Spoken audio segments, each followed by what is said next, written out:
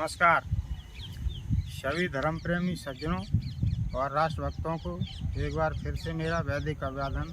नमस्ते। आज की चर्चा हमारी रहेगी ऐसे लोगों के प्रति जो समाज में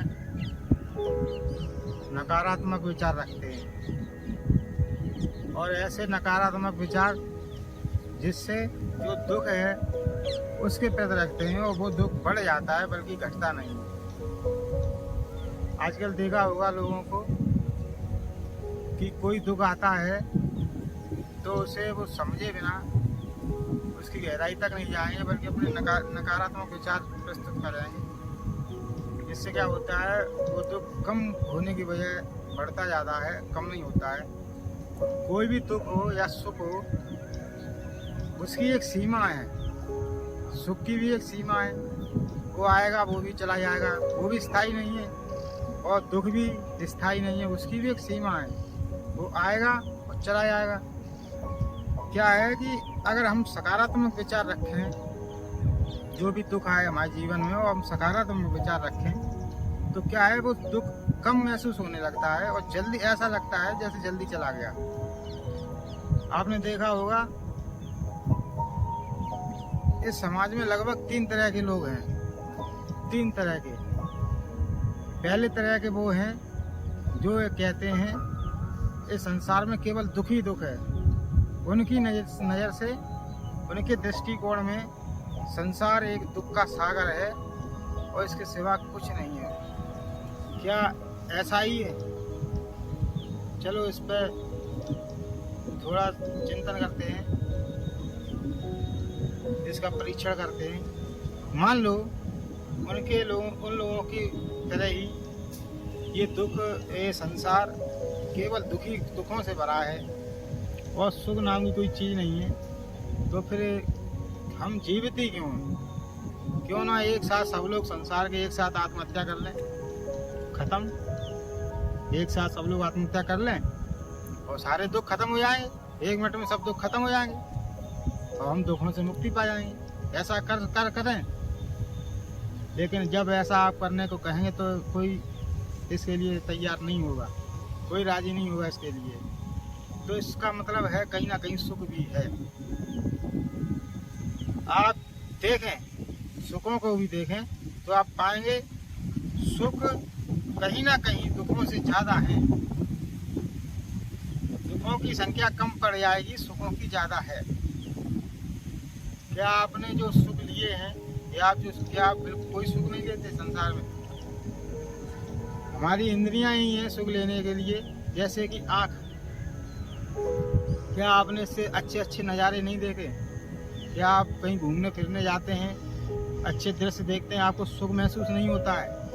क्या आपने इसी इंद्री से, आँख की इंद्री से ही क्या सारे नज़ारे वो देख लिए जिससे आप सुखी हो सकते हैं? संसार में घूमकर सारे वो दृश्य देखे हैं? क्या आप तरह तरह के फूल देखे हैं जिन्हें देख के आप सुख महसूस करते हैं? तरह तरह के वो प्राकृतिक नज़ारे, पहाड़ या और भी चीज़ ऐसी होंगी, ऐसे दृश्य होंगे देखकर जो आपको काफ़ी सुख मिलता होगा। क्या आपने सारे सुख वो नज़ारे देखे हैं? नहीं देखे होंगे। यानी कि आँख से प्राप्त करने वाले सुख भी आप पूरे नहीं आपने अभी ले पाए हैं। आँख छोड़िए, जीभ है आपकी टेस्ट लेने के लिए। क्या है संसार के सारे टेस्ट आपने ले लिए? तरह तरह की मिठाइयाँ होंगी, क्या आपने सारी मिठाइयाँ चख कर देखी हैं? तरह तरह के खाने के पदार्थ हैं, फल हैं और बहुत सी चीज़ें हैं। क्या आपने इससे जो आपकी जीभ है इससे चख कर जो स्वाद लेते हैं आप, जो आनंद लेते हैं, सुख प्राप्त करते हैं, क्या आपने वो सारे सुख प्राप्त कर लिए हैं? जब आप इसकी खोज में उतरेंगे तो आप पाएंगे कि नहीं, सुख ज़्यादा हैं, आप ले ही नहीं पाए हैं। इतने सुख हैं, आप देखेंगे कि वास्तव में दुख कम पड़ जाएंगे। जीभ के ही नहीं, आप नाक के देख लीजिए, नासिका के देख लीजिए, कितनी तरह की सुगंधें होंगी, कितने तरह के पुष्प होंगे इस संसार में जिसको आपने उनकी सुगंध नहीं ले पाई होगी। देख भी नहीं पाएंगे, सुगंध लेने की तो बहुत दूर रही। कितने तरह के संगीत होंगे जिसने आपने अपने कानों से सुना नहीं होगा। क्या आपने कानों से संगीत सुनकर सुख नहीं उठाया? बहुत से संगीत होंगे ऐसे जो आपने अभी तक सुने ही नहीं होंगे। और कहने का मतलब है मेरा कि सुखों की वास्तव में संख्या ज़्यादा है, दुखों की कम है। लेकिन आप जब नकारात्मक सोच रखते हैं तो आपको ऐसा लगता है जैसे सुख नाम की कोई चीज़ नहीं है, दुख ही दुख है। एक पीड़ित, एक ऐसा रोगी जिसकी खाल भी लटक रही हो, जिसे ठीक से दिखाई ना दे रहा हो, जो ठीक से खाना भी ना खा पाता हो, चल नहीं पाता है, कोड़ी का रोगी है। अगर कहीं खुजली भी मचती है, अगर कहीं खुज जाता है तो उसके खून निकल आता है। ऐसा रोगी, मान लो वो तो सब तरह से पीड़ित है ना, सब तरह से। आप उस व्यक्ति से भी कहो आप इतने दुखी हैं, आपके जीवन में कोई सुख नहीं है, आप दुखी दुख हैं, क्यों ना आपको उठा के किसी तालाब में, नदी में फेंक दें, किसी पहाड़ से फेंक दें। ये दृश्य देखकर आप स्वयं ही अनुमान लगा सकते हैं कि ये कोड़ी का रोगी भी, ऐसा रोगी भी मरना नहीं चाहता है, क्योंकि वो भी जानता है कि हमारे जीवन में जितने भी दुख हैं उन दुख से ज़्यादा कहीं ना कहीं मुझे सुख मिल रहा है, जीने का सुख जो मिल रहा है उसे, इसीलिए वो मरना नहीं चाहता है। तो इससे स्पष्ट होता ही है कि हमारे जीवन में दुखों की संख्या कम है और सुखों की ज़्यादा है। दूसरे तरह के लोग हैं, ये तो पहली तरह के लोग हैं। दूसरे तरह के लोग हैं, वो कहते हैं दुनिया झूठी है। उन्हें वो इस नकारात्मकता से भरे होते हैं जो इन्हें दुनिया झूठी दिखाई देती है। हर तरफ दुनिया, मतलब दुनिया में कोई सच्चाई नजर ही नहीं आती है, संसार ही पूरा झूठा है। हम लोग इस संसार में रहते हैं, सारे व्यवहार करते हैं, ये संसार झूठा लगता है जब हमारे मतलब की कोई चीज़ नहीं रहती, तब वो झूठी लगती है। जैसे आप आगरा में गए, आगरा से दिल्ली गए, आगरा में बस में बैठे हैं आप, और उस बस से आप दिल्ली जा रहे हैं, ठीक है। और जब आप उस बस से दिल्ली पहुंच गए, आप बस से नीचे उतर गए, लेकिन जब तक आप बस में बैठे थे, क्या आपको बस झूठी लग रही? आपकी यात्रा नहीं हो रही थी? हो रही थी, बस झूठी नहीं थी, बस थी, और आपने यात्रा की। लेकिन जैसे ही आप दिल्ली में उतरे, फिर आप वो बस आपके काम की नहीं रही, इसीलिए वो फिर आपके लिए झूठी हो गई, क्योंकि फिर आप अगले काम के लिए चले गए। लेकिन वो बस आपके लिए झूठी हो गई।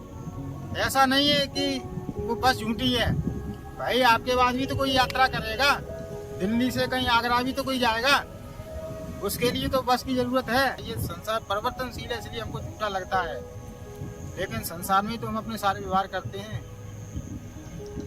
इसीलिए संसार भी झूठा नहीं है जैसा हम समझते हैं। इसको झूठा ना समझें, ये संसार सही है।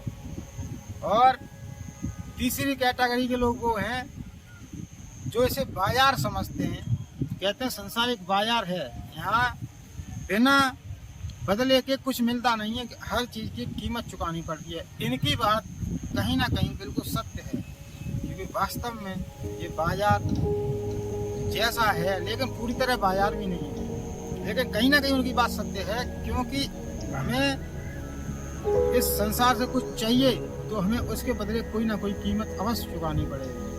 तो कहने का तात्पर्य ये है, जैसे आप बाजार में गए या आपके मतलब की कोई चीज़ है, तो आप निश्चित ही आप उसके बदले की कीमत चुकाएंगे। तो उनकी बात कहीं ना कहीं सत्य है, लेकिन आप कहें पूरी तरह बाजार बन जाएगी, ऐसा भी नहीं है। अगर पूरी तरह बाजार बन जाए तो दुख ही आपके हाथ लगेगा, सुख नहीं लगेगा। आप उदाहरण के तौर पर देख लें, कोई ट्रेन मान लो, एक ट्रेन मुंबई से लेके और गुजरात जा रही है, मुंबई से गुजरात जा रही है, और वो बीच में कहीं रुक गई है जहाँ पे कोई दूर दूर तक शहर नहीं है या बाजार नहीं है, ऐसी चीज़ नहीं है, ऐसा कोई बस्ती नहीं है कि यहाँ पे कोई आपको खाने पीने की चीज़ मिल जाए। और काफ़ी तेज बारिश हो रही है और चारों तरफ पानी भर गया है, और ट्रेन रुक गई है, खराब हो गई है, मान लो खराब हो गई, क्या होगा? आप जो सामान ले गए हैं खाने पीने का, 2 दिन हो गए हैं ट्रेन खड़े खड़े, आप जो भी सामान ले गए हैं खाने पीने का वो खत्म हो जाएगा।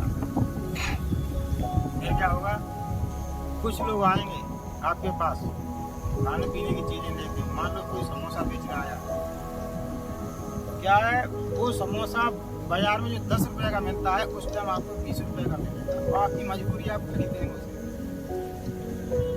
फिर और जब आपका समय बढ़ जाएगा, 2-3 दिन और हो जाएंगे, वही समोसा आपको 50 का मिलेगा, फिर वही समोसा 100 का मिलेगा। आपकी मजबूरी होगी, आप खरीदेंगे क्यों, आप भूखे होंगे, क्योंकि जब 4-5 दिन लगातार बीत जाएंगे तो आपकी मजबूरी होगी, वो 100 रुपए का ही एक समोसा आपको खरीदना पड़ेगा। यही तो बाजार की नीति है, जहाँ आवश्यकता होती है वहीं तो चीज़ महंगी होती है। वस्तु कम होगी और आवश्यकता अधिक होगी तो वो चीज़ महंगी हो जाएगी, यही तो है बाजार। लेकिन आप इसी सिद्धांत को ही लागू करते रहेंगे तो ये भी तो एक तरह की लूट ही है। मान लो उसी ट्रेन में डाकू घुसाते और आप बंदूक धर के आपके पैसे ले जाते, और ये समोसा जो 10 रुपए का मिल सकता है आसानी से, वो आपको 150 रुपए का, 200 रुपए का, 1000 रुपए का मिलने लगे। बात तो वही है ना, लूटी तो है ये बाजार के नाम पे। बाजार है एक निश्चित सीमा तक सही है, लेकिन अगर बाजार ही बना के आप रखेंगे ना तो ये भी दुख देगा संसार को।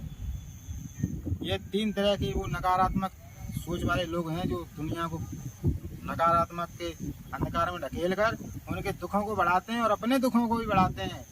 लेकिन चौथी एक चीज़ और है, चौथी एक विचारधारा और है जो कहती है वसुधैव कुटुंबकम, यानी कि ये पूरा संसार ही परिवार है। मान लो उसी ट्रेन में उस आसपास के कोई गांव वाले आ जाएं, उन्हें पता लग जाए कि काफ़ी दिनों से ठहरी है ट्रेन, उसमें यात्री भूखे होंगे, और वो दान की भावना से अपने घरों से कुछ खाने पीने के सामान ले आएँ और वो फ्री में बांट दें, फिर समोसे की कीमत कितनी रह जाएगी, समोसा ख़त्म, कीमत ख़त्म, क्योंकि उन्होंने दान की भावना से वो चीज़ फिर फ्री में बांटी है उन लोगों को, उन यात्रियों को जो कई दिनों से उस ट्रेन में भूखे हैं। तो किस भावना से, परिवार की भावना से। हमारी संस्कृति कहती है ना वसुधैव कुटुंबकम, ये पूरा संसार, ये बस पूरी धरती हमारा परिवार है। इसी भावना से अगर वो खाने पीने की चीज़ बांटेंगे तो आपके समोसे की कीमत बिल्कुल रह जाएगी, बाजार ख़त्म हो जाएगा आपका। यानी कि जब तक आपका बाजार एक निश्चित सीमा तक था तब तक तो सही था, और जब ज़्यादा आपने उसकी दायरा बढ़ाया, आपने लूट का दायरा आप चालू किया, आपका बाजार खत्म। कहने का तात्पर्य है जब वसुधैव कुटुंबकम की जो भावना हमारे और आपके अंदर होगी तो ये संसार परिवार की तरह लगेगा, फिर ये दुख ऐसे लगेंगे जैसे है ही नहीं। जब आप परिवार की भावना से एक दूसरे को देखेंगे तो भले ही दुख आएंगे, ऐसा नहीं कि दुख नहीं आएंगे, दुख सुख दोनों ही आएंगे। सुख भी बांटेंगे और दुख भी बांटेंगे, सुख बांटने से सुख आपके बढ़ जाएंगे, और जब आप दुख बांटेंगे तो वो दुख कम हो जाएंगे। यही तो है जीने की कला।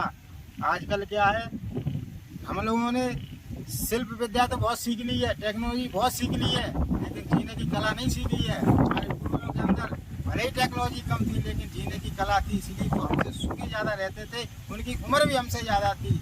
आज क्या है, टेक्नोलॉजी बहुत है लेकिन हम सुखी नहीं है उतने जितने होना चाहते हैं। कहने का तात्पर्य है आप अपने इन नकारात्मक विचारधाराओं से बचें। तीनों तरह की नकारात्मक मैंने सोच बताई है, ऐसे लोग बताए हैं, ऐसे आप बचें, और जो सकारात्मकता को आप अपनाएं अपने जीवन में, और सुखी हों, अपने जीवन को सुखी बनाएं, क्योंकि हमारे जीवन का उद्देश्य सुखी होना ही तो है। हर व्यक्ति दुख से छूटना चाहता है, सुखी होना चाहता है। इन्हीं शब्दों के साथ मैं अपनी वाणी को विराम देता हूँ। आपको एक बार फिर वैदिक अभिवादन, नमस्ते।